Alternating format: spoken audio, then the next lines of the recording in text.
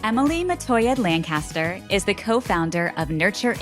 After starting her first business, Havenly, with her sister in 2013, Emily was ready to transition to her next big thing. As entreprenistas know, when you look to start a company, you look at what's happening in your own life first. So Emily followed her life's journey and started Nursery, a premium nursery furniture company, when she was pregnant with her little one. Coming up, why timing is everything when you launch a business. There's like 15 ideas that any of us could pursue, but I do think timing is really, really key. Emily shares her biggest lesson from launching 2 8-figure businesses. Knowing what type of business you want to build, even for you as an entrepreneur, what type of lifestyle you want, what are you optimizing for? She shares the time-saving ChatGPT hacks for consumer-driven companies. Entrepreneurship is never easy, but the entry point might be less difficult to really test something out. And finally, why it's easier than ever to start a business. It's still hard to start, but it's never been easier to do a low-risk start. Up next, you'll hear about how Nursery handled the SVB collapse. Big problem, we might not have money. Okay, let's break it down into plan A, plan B, plan C. And that also makes me feel like I have control as well. Coming up, Emily shares her tips for fundraising from angel investors. It really is a networking game when it comes to angels, at least in my experience with this.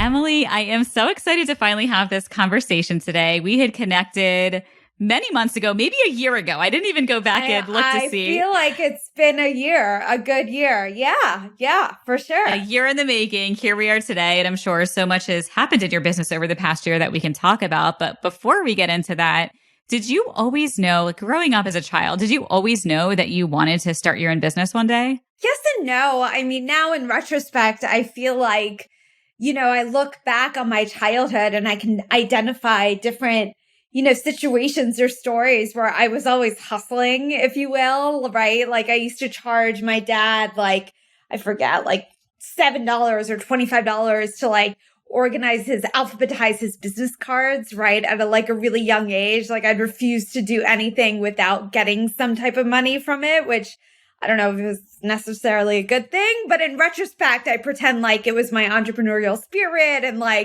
young business lady, right? So look, I feel like my father's an entrepreneur, right? So I kind of grew up with that around me. It was always something like being a business owner and being my own boss and being someone who builds something from nothing was always part of my MO. I started my first business when I was very, very young. I was about 24 years old. So it's not, or 25. So I didn't have a ton of real life experience, honestly, post-college. And then I always joke at this point, I'm completely unemployable. So I just have to keep starting businesses, if you will. Yeah, we're all unemployable now at this point, right? That's the thing. Yeah. who's in a good way, hire me now, right? So instead of that, I just have to keep on doing it, right? So I do think there is something about growing up in a family where, you see your father be his own boss or, create businesses and have employees and things along those lines. And that's kind of just what you know. So I do think that really contributed a lot to how I've focused my career. Did you work in his business when you were younger? I did not. No, he's he wouldn't even hide. He's an engineer. He's a civil engineer and he builds bridges. I wouldn't even know, right? Way, above my, intelligence level. He's always you're what? You're selling what online? Chairs? Really? Okay. But the spirit of it, yes, I think, is what growing up with and being your own boss is definitely something that was very appealing to me, especially from a young age. Totally. So take me back to before launching Nursery your first business. Tell me about your first business and how that came to be. So I actually also co-founded a business called Havenly with my sister who still runs it.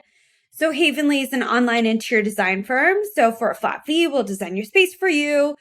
And we do it all virtually. Now they do have some in-home services, but really the ethos behind it was online interior design. And we launched the business we started working on it at least 10 years ago, but we launched the business in like 2014, 2013, 2014.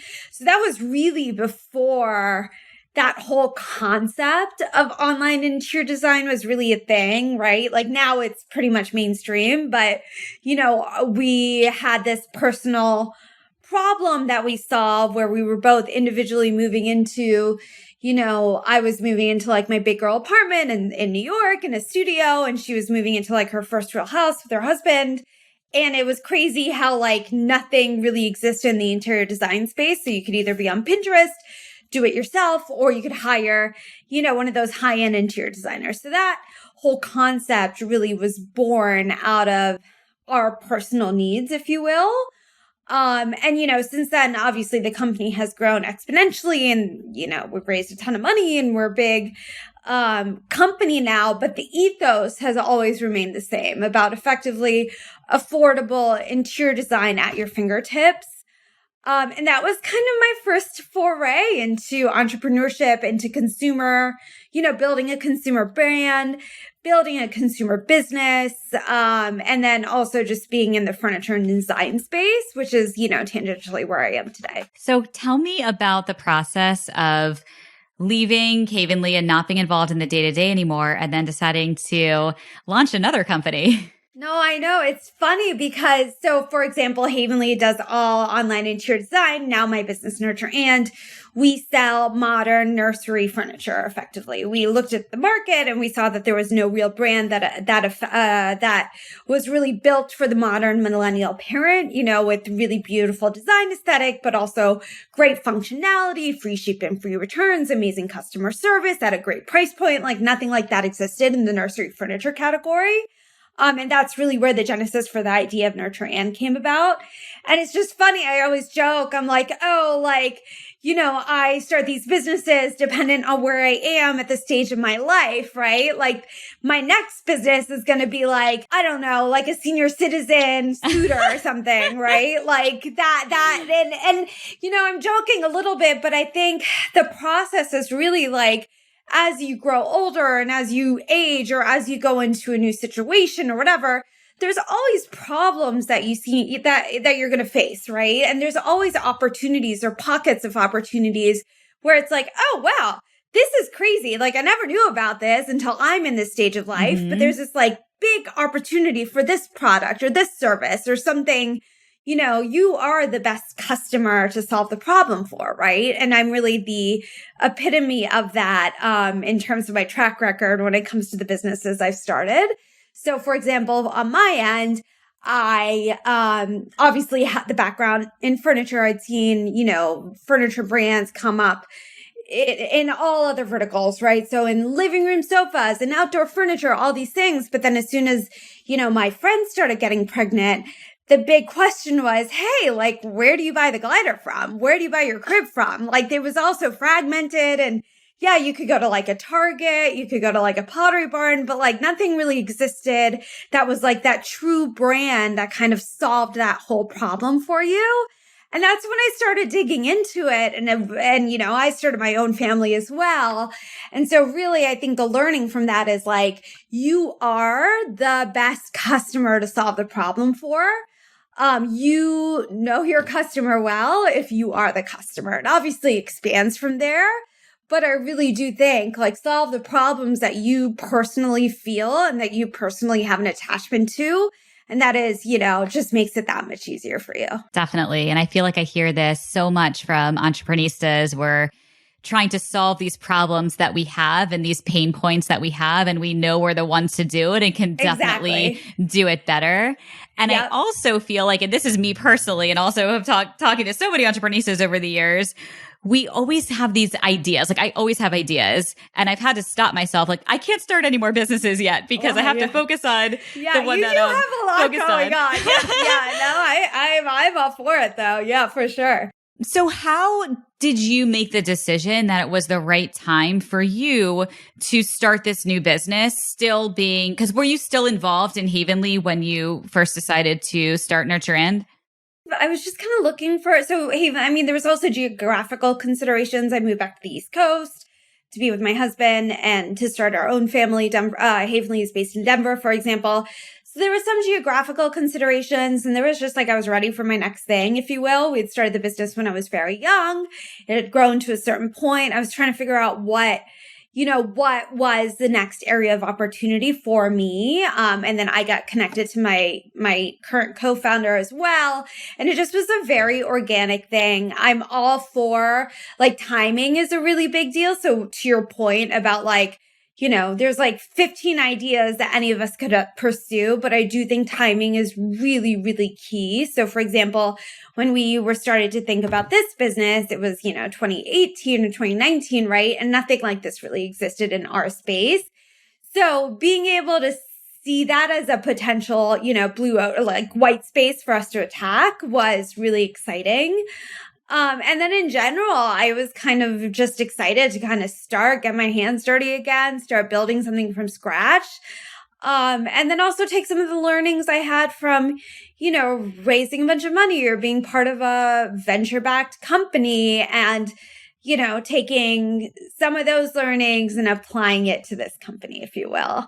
Those are going to be my next questions for you because, Courtney and I, we started our first business, Socialfly, 10 plus years ago, almost 11 years ago now. And the reason we were able to start and build Entreprenista so quickly is because we had all of those learnings from everything we had learned over the years building our agency business. That's how we're able to now, if we have an idea and we want to start a business, we can do it really fast and have all of those 100%. Learnings. So what are some of the learning lessons that you had from building Havenly that you were able to then apply to Nurture and when you were just getting started?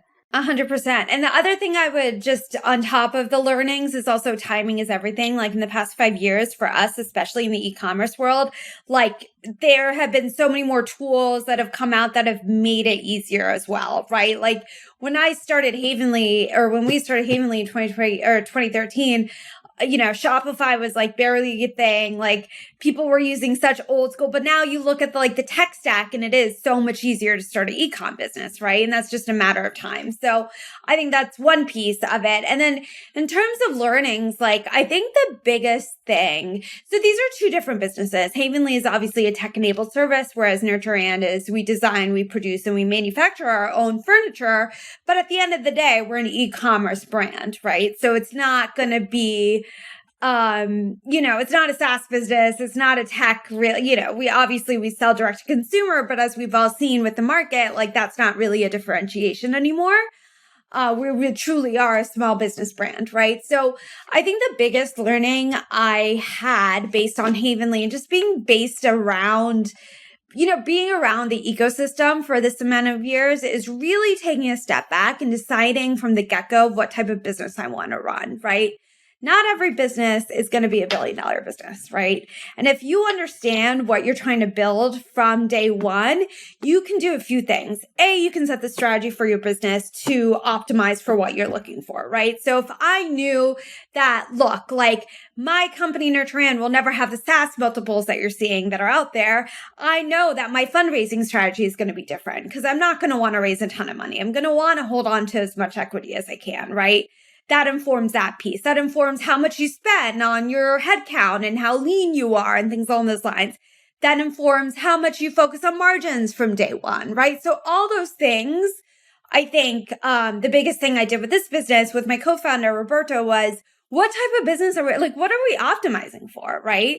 We did not want to raise a ton of money, which is different. Havenly has raised a few rounds of venture financing, but with this business, we wanted to be incredibly lean. We wanted to not raise a ton of money. We wanted to own as much of the business as we could, along with our early investors.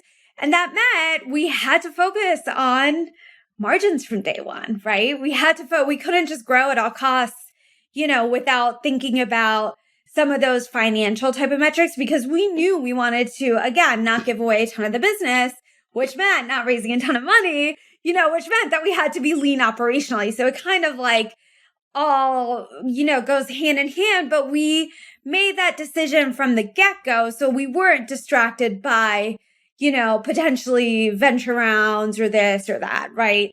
So that I think that's one of the biggest learnings I had. And especially as a business owner, if you're just like that, again, not everyone has to be the CEO of a publicly traded company, not a ton of consumer companies. I feel like we've seen the news and the markets and things on those lines, but like knowing that up front, knowing what type of business you want to build, knowing what, even for you as an entrepreneur, like as a, what type of lifestyle you want, right? Like what are you optimizing for? And that can really help you when you're trying to build a foundation for your business.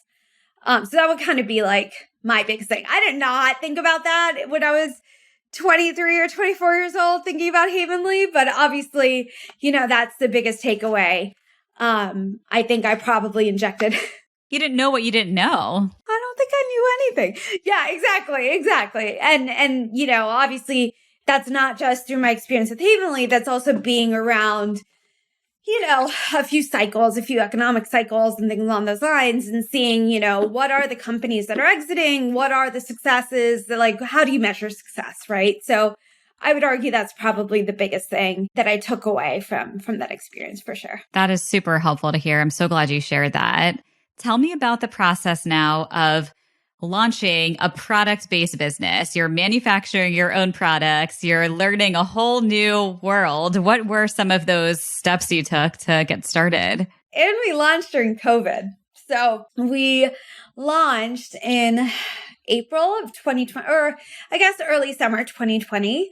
So as I'm sure some people know who might be familiar with manufacturing and things along those lines, like that is like the worst time to launch a business. Prices were so inflated, shipping costs, container price. I mean, it was insane, right? So, it was definitely a very new experience in manufacturing a product itself. A lot of learnings there. So I would say it can feel very overwhelming, right? To be like, how do I even create a product from nothing? How do I create this from scratch? And I think our approach was to so we launched with one SKU. So in 2020, we only had one product on the market. It was, we call it the Glider Classic, which is the ultimate rocking chair for your modern nursery. We interviewed hundreds of moms and dads to come up with a list of features that we felt like, were the ultimate needs for when you're nursing your baby or when you're, for your newborn, when you're rocking them to sleep, right? So that first product had an adjustable power headrest, it had stain-resistant fabric, power recline, gliding, built-in USB charger, like that all came from customer research. But we decided to go out there with one SKU. And I think that was really, really advantageous to us, especially because my co-founder and I did not have a ton of manufacturing experience. We partnered with incredible manufacturers, but, it was still like our first go. So having a very limited SKU set, I think was really important to us. So we could get our feet wet, but also from an inventory perspective, from a working capital perspective, there's a lot of advantages to starting off, I wouldn't say small, but to launching with one product and not overwhelming the customer, making sure that product is good and great, honestly, and can attract a large amount of people. But that was our kind of strategy. And since then, we still have a limited set of SKUs because our whole approach is providing you with a curated set of nursery essentials that are, research driven and customer feedback driven, but we don't want to overwhelm you. But also on an operational standpoint, it's incredibly advantageous as well. I personally, as an entrepreneur, really believe in relentless prioritization. To your point, when we started this conversation, you can pursue 25 things at once, and it's very easy to be distracted by shiny objects and all these things, but then you're just going to do 25 things kind of mediocre, right? And that's kind of my approach to, whether it's product development, whether it's anything in general, whether it's leading my team, right? Relentless prioritization is key, and making sure that you're able to really excel. For us, when we launched that product, being able to manufacture the best, market the best, sell the best, ship the best, and then take those learnings as we start to expand our product category, if that makes sense. When do you decide to launch a new product or to move into another category that you have really, mastered that first product or that, one initiative that you're working on to go on to the next? It's all very customer feedback driven. So I still personally read every review. I actually still personally read every customer service response as well. So I'm still very close to the customer. Look, I know that's not scalable, but it is very important for me. And so much you can start to see, like when you're that close to your customer, right? You can start to see trends emerge. And what's great about it, again, still, because we're still relatively small, is we're able to have that like immediate feedback loop that can inform our product development, right?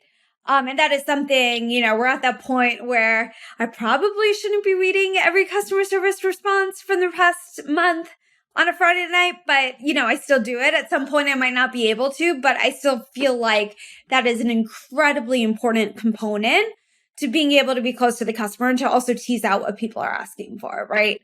Obviously, surveys and things are great, but like, there's nothing like hearing it straight from the customer themselves.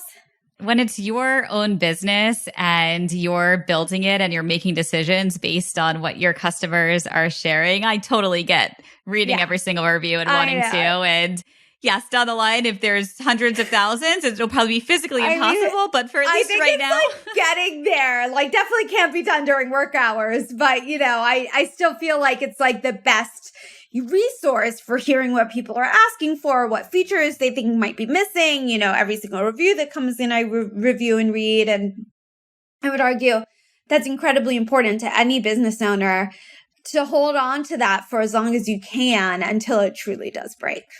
So now we were just talking before we hit record for all of our listeners, we were talking about uses for ChatGPT. And actually, maybe this would be a use. You could put in all of the customer reviews and they could pull out the key themes and trends. So I know exactly. The problem is I looked into this. You have to like still individually paste. You know what I mean? I haven't played around in the past week and things have been changing so quickly. I do not believe, and correct me if I'm wrong, that you can upload just yet. I don't know. And look, there's so many different tools that are coming out in the AI space. And things are like changing so quickly. I'm just like, I just need 2 more weeks until someone comes out with this problem use case. Yes, exactly. So someone's probably solving this right now. Exactly, it's definitely not me because I'm not allowed to start anything else, but someone's probably working on this right now. Maybe by the time this episode airs, it'll be available. Yes, perfect. I would love to hear about your relationship with your co-founder. How did you meet your co-founder? How did you know they were the right fit to partner with? Because you were partnered with your sister on your first business. Yeah. And then this, my co-founder now, Roberto, who has a very different background than I do. He comes from, private equity and he worked at Goldman for a little bit. And we actually met through like a friend, honestly. And we were introduced by one of my friends who was like, she's an entrepreneur. She's thinking of her next thing. I know you want to start your own business. Like we kind of started like ideating, if you will. And it just turns out that like our personalities and our strengths and weaknesses really complement each other. And what's been so great is I think, we from the get-go were very aligned about what type of business we were trying to build. We were very aligned on being our product first, customer satisfaction first, but not, like I mentioned earlier, a very like focused on profitability, focused on, making sure we didn't have to raise a ton of money, focused on really building a business that makes sense. And we were both aligned with that from day zero, right? So I think that's really helped with the foundation of our relationship. And as we brought more people into the team. And then the other thing is like, truthfully, a lot of my strengths are, I wouldn't say his weaknesses, but are not necessarily what he wants to spend his time on. Whereas like a lot of what he gets like super excited about, my eyes glaze over, right? So that's what also I think when you're looking at your co-founder, like, and look, I know many successful co-founder relationships who do have very similar personalities. But in this sense, I think our secret sauce is that we are very different, but very distinct, I guess. So we each have our own lanes, but can come together under the ethos and the mission and really are aligned with what matters, if that makes sense. Absolutely, which is so important. That's how Courtney and I are too. We have very opposite skill sets and things that we both enjoy doing that we're great at. And Yes. Courtney handles operations, finance, like all the things. Like you don't want me touching any of that stuff, but I handle other things. And you just have to have that alignment and the same vision and mission and that absolute trust that you know that you are both working towards the same goal together. So 100%. Yeah. And just, again, making sure that you're both aligned with what type of business you're trying to build, making sure you're aligned with like what type of team you're trying to build. All those things is super important as well. But yeah, agreed. Like I couldn't be, like I love rounding up numbers and he's very exact and things. So there, there's things that like fall into each of our wheelhouses, which, they, as they should. Right. So that's been really great for us as well. Tell me about your team. How many people on your team now? Who was your first hire? Oh my gosh. So we were actually very lean for a very long time. We were only the two of us really with a handful of agencies and contractors until about a year ago, I want to say. We brought on our first employee. So, I had my first baby, I took some time off and it was just the two of us, right? And we were revenue generating, like we were like a real business. And again, it was just the two of us. But what I will say is I think that's a testament to how between the two of us, we were able to own, a lot just because we had such different skill sets. But then a year ago, we brought on our first hire, who is an operations associate, just because, again, we are shipping product, we're warehousing product, we hold inventory. So there's a lot of moving pieces there. She's been with us for a year. Shortly after that, we started building out our marketing team. So we have a great brand marketing person, but we're still super small. We're about like 7 full-time employees, if you will, with a handful of contractors and agencies and things along those lines. And again, like for us, like we're even before the market started being what it is today, we were always very focused on being lean, just making sure that we were able to handle the team that we were bringing on. And then that there was a real need for it. But we've also found really great agencies and things along those lines, which I feel like in the past 5 years, like again, with like agencies abroad and, we use an agency for customer service like that, all those companies have just like kind of blown up in the past 5 years and they provide really great services for e-com, an e-com store like ours. Amazing. Any customer service agencies that you want to mention or tech solutions or softwares that you are using that you recommend for entreprenistas? Well, we're on Shopify, which, for anyone who has an e-com business, I do feel like they are kind of like I don't want to say monopoly, but they are the go-to now. So our apps and our tech stack is really related to Shopify. So for example, we use Gorgeous for customer service, which we've been pretty happy about because they can pull in data from Shopify and things along those lines. And then, Klaviyo for emails. Like, it's just crazy how, again, like, and I think this is great because now it's never been easier to start an e-com store, which is amazing for people who are either trying, want to pursue a side hustle before it becomes a full-time thing. Like it has become so much cheaper and easier to just test it out, which is awesome because then you're not like investing a ton of money. You're able to really test it out, see if there's product market fit. If you're still a little hesitant, you can still kind of hedge a little bit, right? Because of the fact that all these tools exist that are so user-friendly, but also cost-effective, right? Which didn't exist, again, when I started my first business. So I'm really excited about that. And we were just talking about ChatGPT, like even with that, as that expands and all these apps and all these services from that service, it's gonna be a whole new world. And it's gonna be, make it, entrepreneurship is never easy, but it'll make it, what's the appropriate word? The entry point might be less difficult to really test something out, if you will. Yes, I say it's easier to just get started. If you have an idea, you can actually start and test and go, where back in 2013, when you started your first business, there was many more hurdles and things to figure out and tech that you would have to build. And now it all exists and you can just listen to this podcast and find out all the resources, right? Yeah, exactly. I think you're totally right. It's never been easier to start. It's still hard to start, but it's never been easier to do a low risk start. And that is like, again, when I tell people or when people ask me for advice, and they're like, I want to start this business. I have this idea. And, it can feel very overwhelming because there's so much you want to do. But if you break it down into little bits and you say, okay, I want to test thesis X, right? And then you just put up a Shopify store and do a little bit of design and put some paid marketing behind it and see if people convert, just to see what those conversion rates are or something along those lines, just to get more data to either confirm or negate your thesis. Like, that's a good first step. Like, you don't have to go out there and create the full suite of products that, might be in your vision, but just taking that first step, I think, is incredibly important.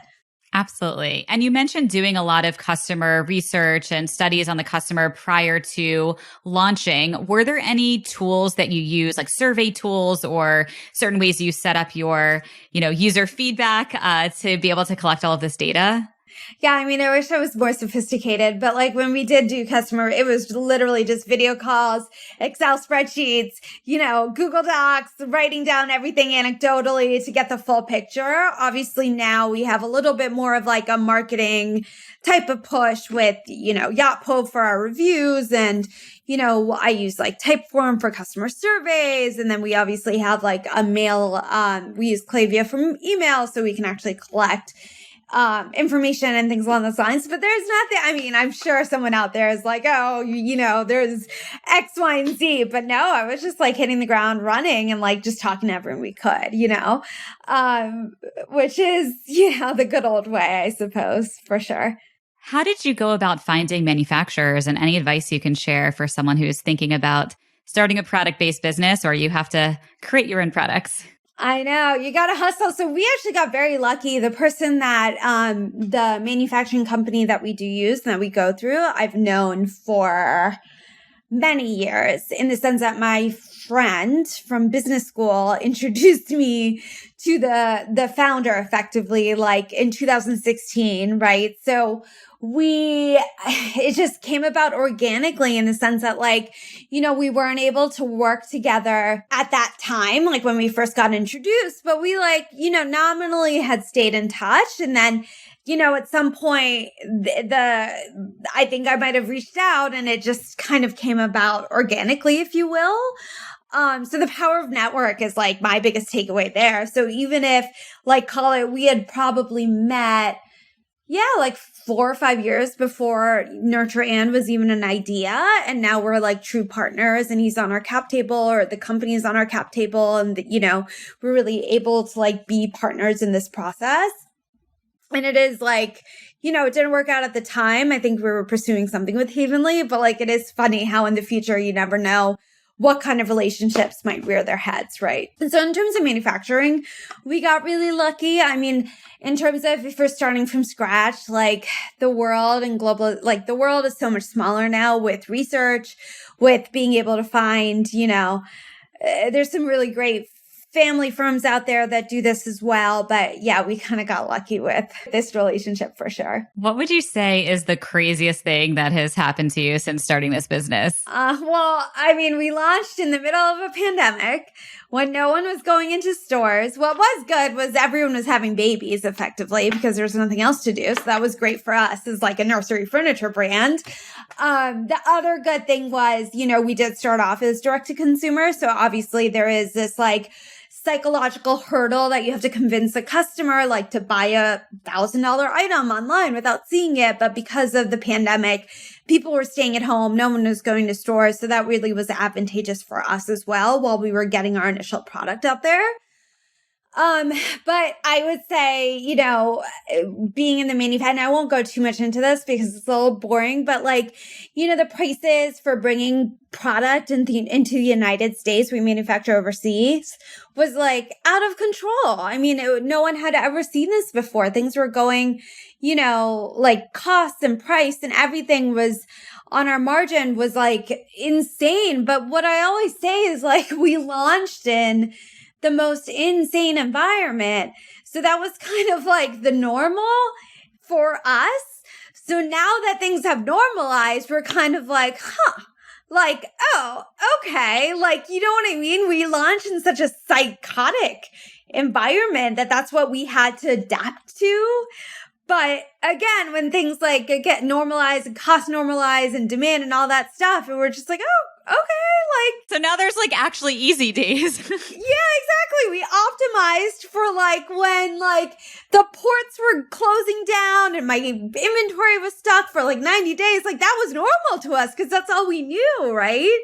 But now like I'm like, oh wow, we don't like that, this is easy. I mean, kind of, not really, but so I would say like the whole thing with like the container pricing, I'm sure people read about it, but like, or saw it, if they were buying furniture and like the lead times and things along those lines, that was what we launched into. And then additionally, I will say we did bank with Silicon Valley Bank.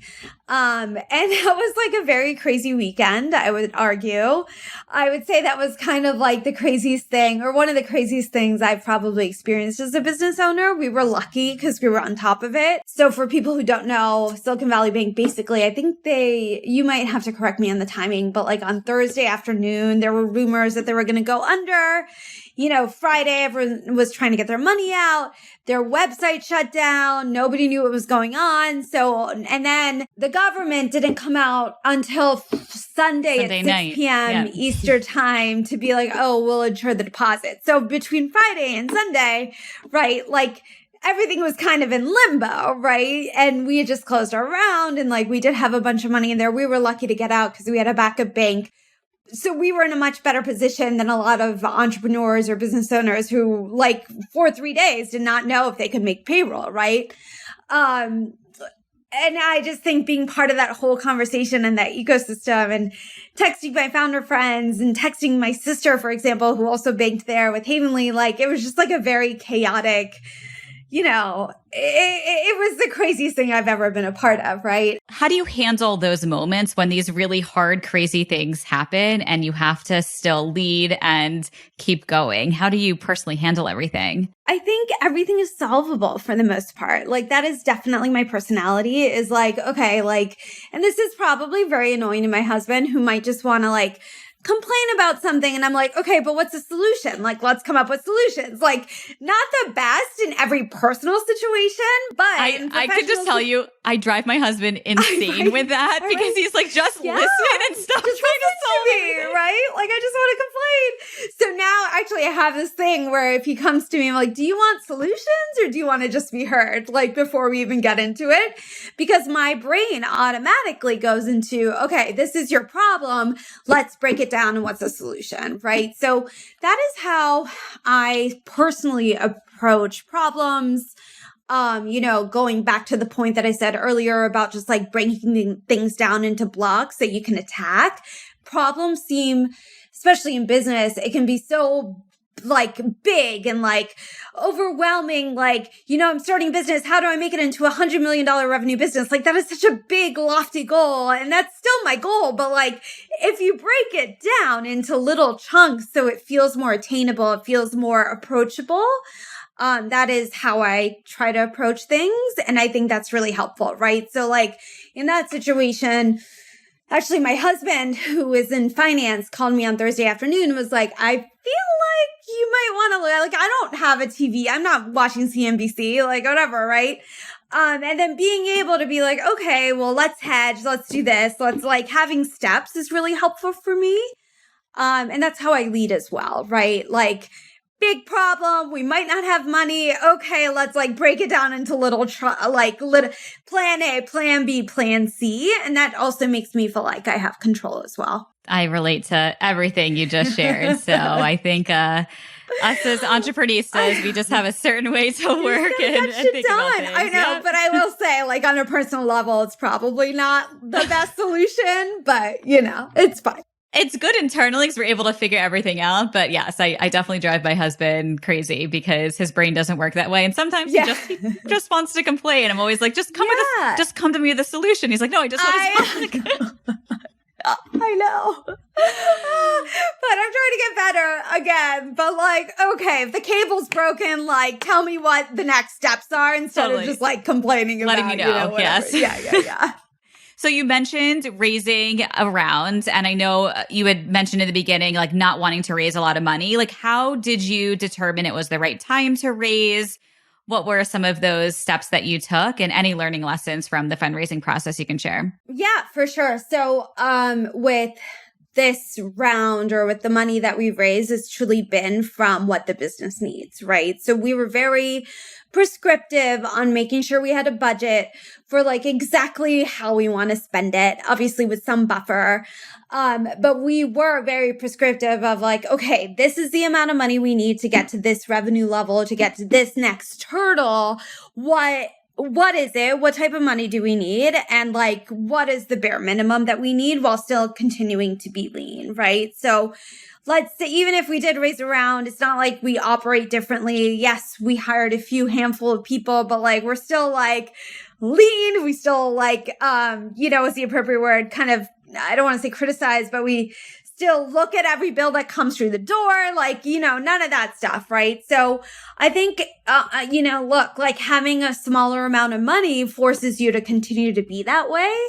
If we had raised 10x what we did raise, right, it would be it's just mentally, you have more of a buffer, but like feeling like we don't have a buffer makes us more efficient, lean, and really conscious of how we spend. In terms of the process of raising, we really went, we still call it a seed round. It was a relatively small amount. Really friends and family offices and things along those lines were our target. We were still, again, we knew we didn't really want to go the venture route just because we're not really a venture business. And so for us, really was finding people who believed in us as founders, who believed in what we were trying to build, and who believed in the traction. So each, we had already like, we were at profitable, but we're like hovering around break even. Like we had really great numbers and really great traction behind us. And so we were able to really present that, which made the whole process a lot easier as well. How long did it take to raise that round, and any other learnings you can share just about the process of reaching out to potential investors, making lists, how to set up the raise? Yeah, like a CRM. Yeah. I would say probably took about like 4 to 5 months all in. And that's, honestly, because it was on a rolling basis and we had an idea of like where we would close it. But like individuals, it's not like a true venture round where you're like, oh, this person gives you a term sheet and then, everyone else follows that lead. Individuals and angels are like a whole different process. So to your point about like, how do you organize it? It's like reach out to everyone in your network, see who they know. They might introduce you to 5 other people and there's 5 other calls. Like it really is a networking game when it comes to angels, at least in my experience with this. And so, you kind of, you hear people be like, oh, it took us 2 weeks to get from like that was not the case for us. Maybe that's normal for some people, but like that was just not the world that we were living in. Which, we were fine with as well. We were very opportunistic in terms of the type of investors we were bringing on. We're very opportunistic with the amount, and then, we were in a good place by the time we closed it, for sure. Did you set it up as angels could invest directly into the company, or was it set up as a syndicate? No, we did like angels and we had a minimum check size. Yeah, no syndicate. We did have one syndicate come in at the end, but for the most part, the rest are all individual investors and things along those lines. We have in our Entreprenista community, we now have a raising capital power group for founders that are raising capital so they can all learn from each other, network together, that's led by someone. And we've been working with Sidecar. They just came out with a product so founders can do like founder-led SPVs. So that way, if you wanted to like do your own syndicate and bring on, smaller checks, not with direct investments, then you can do it through their platform. So yeah. That's awesome. Yeah. No, it's great. Again, like so many things between my experience with my first business and this business, like so many things have changed, right? Oh yeah. All the new things. Yeah. Like it wasn't that easy. Like I know I've invested in a few SPVs and things along those lines. Like that wasn't like a thing 5 years ago, right? No, like, it wasn't at all. Was not. And your minimum check size had to be $100,000 or like 100, like that. Like that's also, putting my investor hat on or, whatever, like that is a big hurdle to cross if you're required, but with these different processes and with you guys and like with what Alyssa's doing and things along those lines, it's really cool because you bring that entry price point so much lower. And that just means for more investors, more money into it, more entrepreneurs. It's just a really cool way of supporting the ecosystem, which again, I feel like is a relatively new thing, which I love. Absolutely. Yeah. It's so fun with all these new opportunities coming out and just being Yeah. able to optimize and help founders, help investors. It's really, really cool. Yeah, exactly. I want to hear about being a mom and also building, growing businesses. I know I can relate to a lot having an almost 4-year-old now, which I can't even believe, which, time just Four flies. is such a fun age. I heard 3 is like 3. So my oldest is 2 and she's very sweet. She's very sassy. But I heard that it just keeps getting better from now. So 4, oh gosh. But yeah, I have a baby girl and then I'm expecting as well, this summer. So I'll be having a boy shortly. First of all, I run a nursery furniture business, right? So I get free product, which is freaking awesome. Everything I do, we still have the original prototype of the glider in her nursery, right? I get all the fun stuff, which is amazing, right? And then in terms of balancing it all, I'm the first to say I have the best support system. I have an incredible nanny. I have an incredible husband who is truly 50%. We'll see what happens with 2 kids, because I know going from 1 to 2 can be a lot more, what's the appropriate word? A lot more cumbersome from an organizational perspective. But how we were talking about how we are both very solution oriented, right? What's the problem? Get things done, execution focused. I feel like I've actually become more so that way after having a child, because when you have so much going on, when you're running a business, when you're working full time, when you want to be a full-time mom, when you're managing a household, you got to get everything situated. Every right? second counts. Every second counts. And it's we hear about the mental load, right? And don't get, that's a whole other conversation, but you have to be on top of it. You need to make sure that that's not slipping through the crack. It's all project management, which at the end of the day is the role of a founder anyways. And so it is interesting. I'd be curious to ask my husband about this, but I wonder, and my thesis is that aspect of my personality has just been amped up ever since I've had a child, because every single minute counts, right? Every meeting I'm in, what's the agenda? What are we trying to get out of this? Is this a brainstorming session? Is this executed? Because at the end of the day, I want to see my kid, right? That's the you have to get stuff done. And so I will say that, we'll see. I'm only 2 years into this, but that personality trait that I suspect a lot of founders have and a lot of women have is very beneficial when managing your own business and being a mom, honestly. So what's been the best part for you of being a mom? Oh my gosh, she's just she's exactly like me. She's super sassy. She's my poor husband. He's the nicest, most even-keeled guy. And we're both just running around with our heads cut off, right?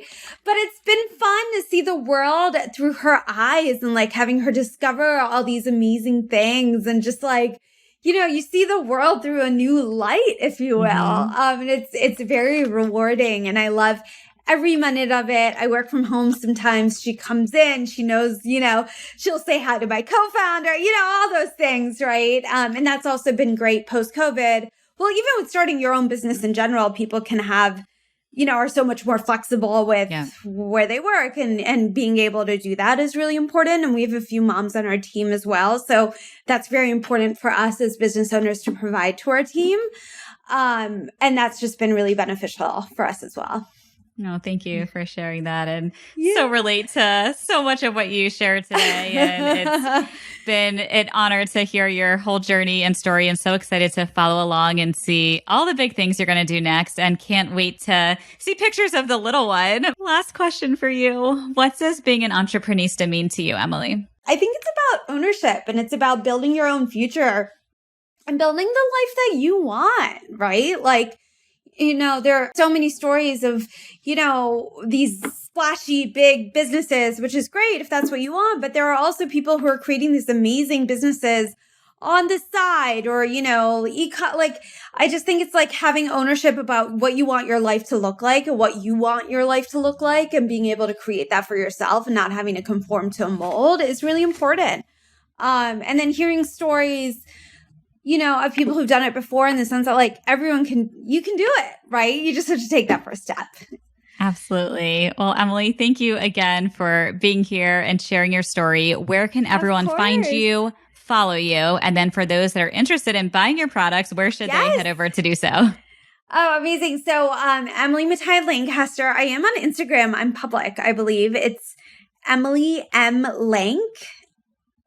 Lanc. Sorry, I'm old. I'm like very bad with social media. We'll link out to everything, so don't worry. Perfect. Yeah. Perfect. I like have a TikTok, but I don't think anyone needs to see that because like it's very confusing. Either way.